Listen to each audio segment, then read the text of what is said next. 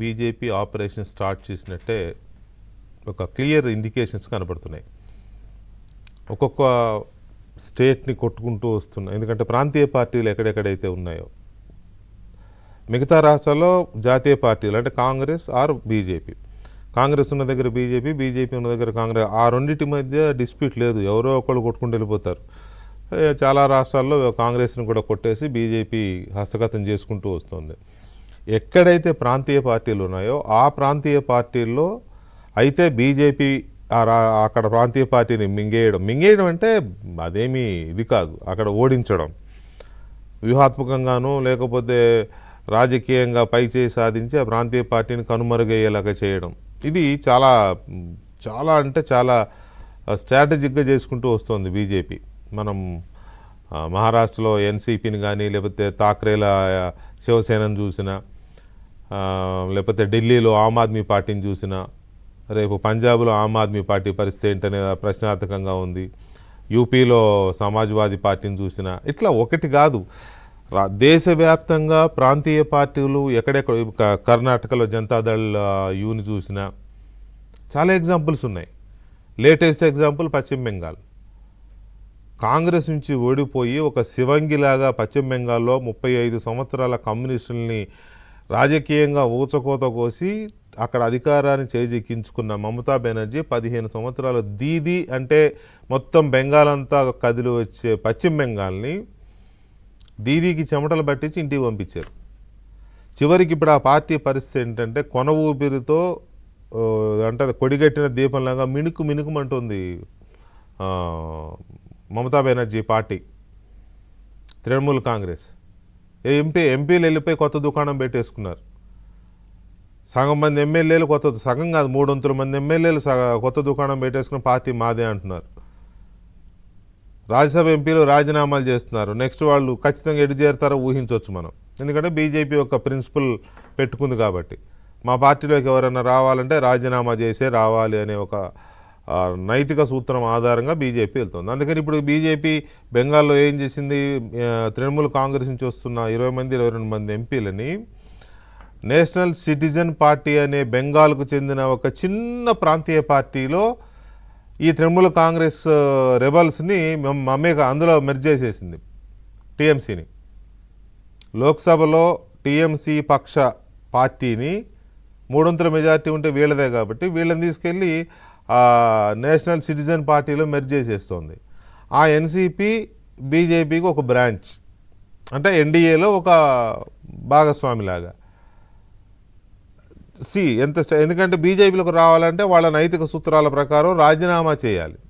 ఇప్పటికిప్పుడు రాజీనామాలు చేసి ఇదో పెద్ద తంతు బీజేపీ చేస్తుందనే అపవాదు.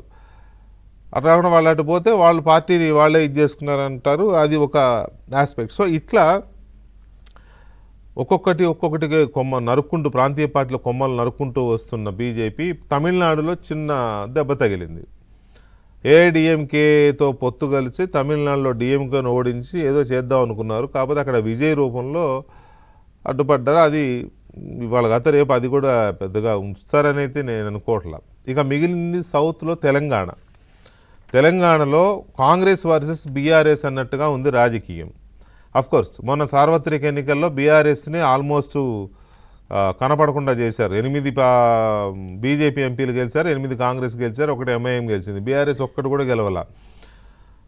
అంతకు 6 నెలల ముందు 39 మంది ఎమ్మెల్యేలను గెలుచుకున్న బీఆర్ఎస్ పార్టీ బీజేపీకి వచ్చింది కేవలం 8 మంది ఎమ్మెల్యేలే. 6 నెలలు తిరగకుండా జరిగిన సార్వత్రిక ఎన్నికల్లో ఒక్క ఎంపీ సీటు కూడా గెలవలేదు.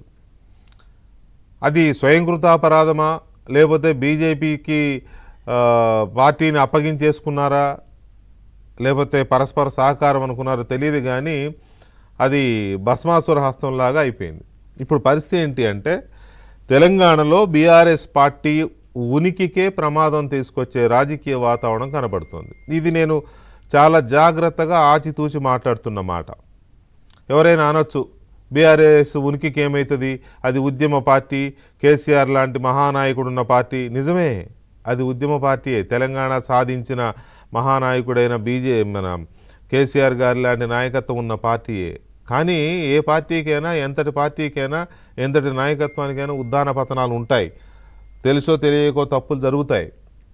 ఉద్దేశపూర్వకంగానో లేకపోతే అధికారం తలకెక్కిన పరిస్థితుల్లోనో కారణాలు ఏమైనా కావచ్చు. ఇప్పుడు ఆ పరిస్థితుల్లో ఉంది. ఏమిటి ఆ పరిస్థితులు అంటే ఇప్పుడు నేను చెప్పిన సార్వత్రిక ఎన్నికల్లో ఒక్క ఎంపీ సీటు కూడా గెలవకపోవడం.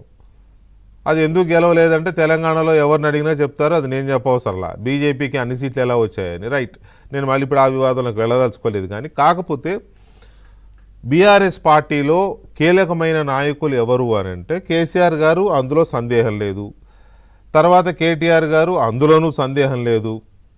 యువరాజు కాబోయే ముఖ్యమంత్రి కూడా ఆయన, ఒకవేళ బీఆర్ఎస్ మళ్ళీ అధికారంలోకి వస్తే నెక్స్ట్ ముఖ్యమంత్రి ఆయనే అనేది కేసీఆర్ గారి తర్వాత వారసత్వం ఆయనకే ఉంటుంది. ప్రాంతీయ పార్టీలో వారసత్వాలే ఉంటాయి. ప్రజాభిప్రాయాలు, కార్యకర్తల అభిప్రాయాలు ఏముండవు. అది తెలుగుదేశం అయినా, డిఎంకే అయినా, ఇంకో పార్టీ ఏఐడిఎంకే అంటే ఆమెకు పిల్లలు లేక చనిపోయారు, తర్వాత ఏదో అయ్యింది అనుకోండి. ప్రాంతీయ పార్టీల్లో వారసత్వాలే ఉంటాయి, కార్యకర్తల అభిప్రాయాలు ఉండవు.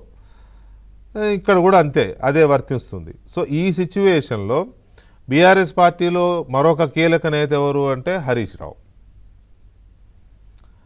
మరొక కీలక నేత ఎవరు అంటే ఉండేది ఒక ఆమె, ఎవరు, కవిత గారు. ఆమె లేదు ఇప్పుడు, ఆమె సొంత పార్టీ పెట్టుకుని ఆమె వెళ్ళిపోయింది. సో ఇక మిగిలింది కేసీఆర్, కేటీఆర్, హరీష్. హరీష్ రావుకి ఆయన ఒప్పుకోడు. మనం అడిగిన ఎంత సన్నిహితుల దగ్గరైనా లేదు, నాకు నాయకుడు దేవుడు కేసీఆర్ అంటారు. నిజమే, అది కొంత నో డౌట్. ఆయన కేసీఆర్ మాట జవదాటరు. కానీ ఎంతటి వాడికైనా ఒక ఆ ఓర్పుకి, సహనానికి ఒక హద్దు ఉంటుంది. ఆ హద్దు దాటుతోంది మన హరీష్లో, ఆ ఓర్పు సహనం నశిస్తోంది అని గమనించింది బీజేపీ అనేది ఇప్పుడు లేటెస్ట్ జరుగుతున్న చర్చ. ఎందుకంటే ఉక్కపోత ఎక్కువైంది హరీష్కి. కేసీఆర్ గారు పూర్తిగా కొడుకుని ఎస్టాబ్లిష్ చేసే పనిలో ఉన్నారు, తప్పులేదు. కానీ మరి నా సంగతి ఏంటి? అలాగే కేటీఆర్ గారు పూర్తిగా హరీష్ని పక్కన పెట్టేస్తున్నారు. సమావేశాలకు కానీ లేకపోతే ఇంపార్టెంట్ ఇష్యూస్లో కానీ హరీష్ని ఇన్వాల్వ్ చేయడం లేదు. హరీష్ మీద ఇంతకుముందు పార్టీ మొత్తం డిపెండ్ అయ్యేది. ట్రబుల్ షూటర్గా ఆయనకు పేరు ఉండేది, ఇప్పుడు అది లేదు. ఆయనకే ట్రబుల్స్ వచ్చే పరిస్థితి వచ్చింది. సో ఈ సిచ్యువేషన్లో హరీష్ రావు చాలా ఉక్కపోతతో ఉన్నాడు, అవకాశం కోసం చూస్తున్నాడు అని బీజేపీ గమనించినట్టుగా మనకు అందుతున్న సమాచారం. మీకు ఎవరు చెప్పారు అని అంటే చెప్తారు. ఆ ఉక్కపోత అనుభవించే వాళ్ళ పక్కన ఉన్న వాళ్ళు, రకరకాలుగా ఉంటాయి సోర్సెస్. తర్వాత ఆ గమనించిన వాళ్ళు, ఎవరైతే అట్రాక్ట్ చేయాలనుకుంటున్నారో వాళ్ళకు సంబంధించిన సోర్సెస్, ఇదంతా ఓపెన్గా జరుగుతుంది. తెలంగాణ పొలిటికల్ కారిడార్స్లో ఇదేదో ఏబిఎన్ స్టూడియోలో మాత్రమే జరుగుతున్న చర్చ కాదు, ఓపెన్గా జరుగుతున్న చర్చ ఇది. 2 రోజుల క్రితం వీకెండ్ కామెంట్ పోయి ఆర్కేలో మా ఎండి రాధాకృష్ణ గారు కూడా రాశారు ఆ విషయం. సో ఈ సిచ్యువేషన్లో బీజేపీ ఆల్రెడీ హరీష్ రావుకి లైన్ వేసింది అనేది కనబడుతూనే ఉంది. అది ఇవాళ రేపో ఎల్లుండో వర్కౌట్ అవుతుందనేదే మాట్లాడుకుంటున్నారు. ఈ చర్చ బీజేపీలో కూడా గట్టిగానే సాగుతోంది. అప్పుడే కొంత అసంతృప్తి స్వరాలు వస్తున్నాయి. ఎప్పటి నుంచో ఉన్నాం కదా మేము, ఆయనని తీసుకొస్తే మా పరిస్థితి ఏంటి అనేవాళ్ళు మాట్లాడేవాళ్ళు కూడా మొదలయ్యారు. ఇది ఒక ఆస్పెక్ట్. రెండో ఆస్పెక్ట్ రేవంత్ రెడ్డి గారు ఆల్రెడీ ముఖ్యమంత్రి, కాంగ్రెస్ పార్టీలో తిరుగులేని నాయకుడిగా ఉన్నారు. ఆయనకు కూడా బీజేపీ లైన్ వేస్తోంది అనే చర్చ కూడా ఉంది. ఎవరు అవునన్నా కాదన్నా తెలంగాణలో most popular and powerful leader Revanth Reddy గారు. ఇప్పుడు ఎంతో పవర్ఫుల్, ఎంత పాపులర్ కాకపోతే కేసీఆర్ గారిని ఇంట్లో కూర్చోబెట్టి లేకపోతే పార్టీని అధికారంలోకి దించేసి ఆయన అధికారంలోకి వస్తాడు, కాంగ్రెస్ పార్టీని తీసుకొస్తాడు. రేవంత్ రెడ్డి గారు లేకపోతే కాంగ్రెస్ పార్టీ ఉందా? ఎవరైనా కాంగ్రెస్ నాయకులకి ఏమన్నా ఏంటి అంటే అంటారేమో నాకు తెలియదు. కానీ రేవంత్ రెడ్డి లేకపోతే కాంగ్రెస్ పార్టీ లేదు, మన అధికారమే లేదు కదా. It's open secret. సో ఈ సిచ్యువేషన్లో రేవంత్ రెడ్డిని కూడా ఇబ్బంది పెట్టే పరిస్థితులు కొన్ని కాంగ్రెస్ పార్టీలో జరుగుతున్నాయి. అవి అంటే కాంగ్రెస్ పార్టీ దేనికి పెట్టింది పేరు? వాళ్ళలో వాళ్ళు కొట్టుకోవడానికి, వాళ్ళలో వాళ్ళే పితూరీలు చెప్పుకోవడానికి, వాళ్ళలో వాళ్ళే పై అధిష్టానానికి లేఖలు రాసుకోవడానికి, వాళ్ళలో వాళ్ళే కాళ్ళు దగ్గోసుకోవడానికి, ముందుకెళ్ళేవాడిని వెళ్ళనేయకుండా వెనక్కి లాగడానికి. ఒక పక్క రేవంత్ రెడ్డి ఆడ ముఖ్యమంత్రిగా ఉంటే పిసిసి అధ్యక్షుడు అంటాడు నెక్స్ట్ బీసీ ముఖ్యమంత్రి అంటాడు. అంటే ఎగ్జాంపుల్ కోసం చెప్తున్నా. ఇంకొక ఆయన కర్ణాటకలో మార్చగానే అక్కడ డీకే శివకుమార్ని ముఖ్యమంత్రిని చేయగానే తెలంగాణలో కూడా అదే ఫార్ములా మార్చబోతున్నారు ఇంకొక ఆయన లీకులు ఇస్తాడు. లేకపోతే ప్రత్యర్థి పార్టీకి చెందిన మీడియాతో వార్తలు రాపిస్తారు. ప్రత్యర్థి పార్టీకి చెందిన మీడియాలో వార్తలు ఊరికినే రాయరు. అది కాంగ్రెస్ పార్టీలో ఉండే కోవర్టులు రాయించే వార్తలని అది రేవంత్ రెడ్డికి తెలుసు, ఇంటెలిజెన్స్కి తెలుసు, అందరికీ తెలుసు. సో ఇలాంటి ఉక్కపోతలు ఒకవైపు. బీజేపీ హరీష్ రావుని దువ్వుతోంది. ఒకవేళ కొద్దిగా వెనక ముందు మళ్ళీ మావయ్య ఏమని అనుకుంటాడేమో అని అనుకుంటే మరి ఒక పవర్ఫుల్ లీడర్ ఎట్లా అంటే పవర్ఫుల్ లీడర్ కిషన్ రెడ్డి గారు పవర్ఫుల్ కాదా అంటే పవర్ఫులే, కానీ అంత కాదు, అంత మాస్ కాదు. ఈ సిచ్యువేషన్లో రేవంత్ రెడ్డిని కూడా గాలం వేస్తోంది బీజేపీ అనే ఒక చర్చ ఉంది.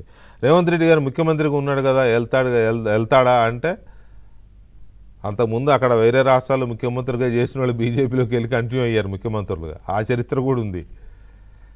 కాబట్టి రాజకీయాల్లో అధికారం లేకుండా ప్రజలకు సేవ చేయలేరు. ప్రజలకు సేవ చేయాలంటే అధికారం ఉండాలి. అధికారం ఉండాలంటే ఎలాగైనా అధికారంలో ఉండాలి. కాబట్టి ఏ పార్టీలో ఉన్నా అధికారంలో ఉండాలి.